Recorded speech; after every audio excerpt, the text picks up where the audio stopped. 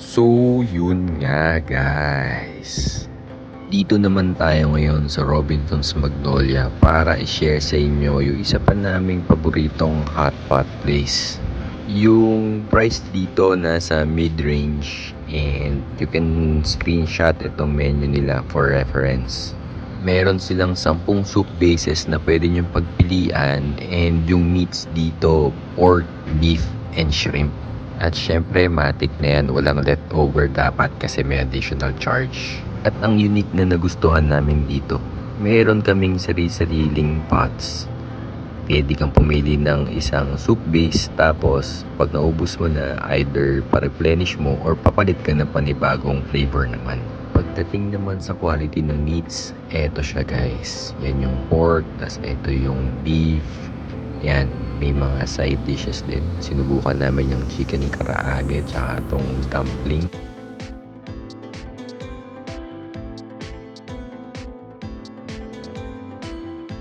Ito pa yung iba natin kinuha. May scallops at syempre meron tayong mushrooms dito.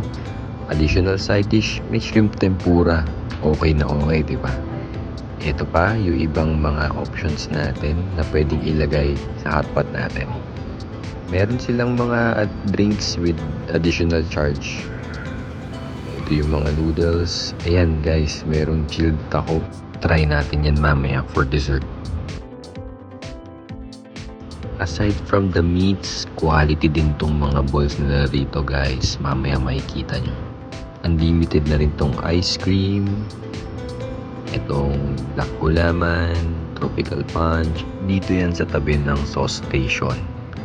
And just like most of the hot pot places na napuntahan natin, pwede ka ditong gumawa ng sarili mong sausawan. Ayan, may shabu-shabu sauce, meron ding recipe na nakalagay. Susundin mo na lang kung ilan ilalagay mo. As usual, pumunta kami dito on a weekday and after lunch na para wala masyadong kasabay na tao. Kahit ganung oras kami dumating, puno pa rin yung mga lalagyanan nila and mabilis naman din sila mag-replenish.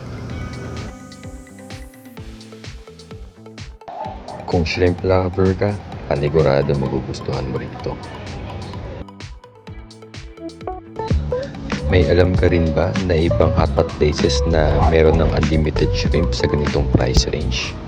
Let me know naman sa comment section para mapuntahan natin one of these days. Tignan mo naman yan, hindi lang basta maliliit na shrimps. Malalaki siya guys.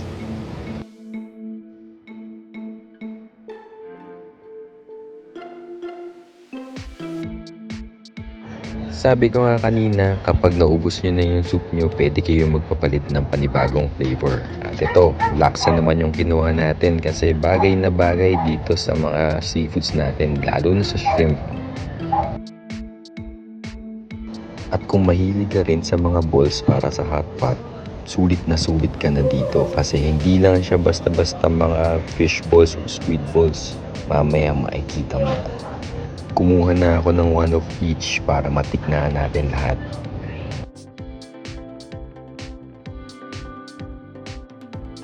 Eto yun guys, may laman sa loob yung mga balls nila dito.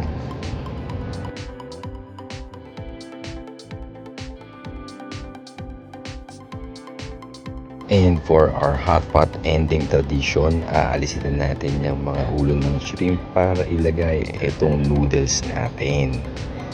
Makukuha niyo na lahat ng flavor na yan guys. Kung gusto mo ng malamig for dessert, eto na yung chilled taho natin. Palagyan mo na lang itong syrup na nasa gilid. And also, nagustuhan din namin yung brand ng ice cream nila dito. Unlimited yan, chocolate and strawberry. Follow me for more food videos guys ha, okay?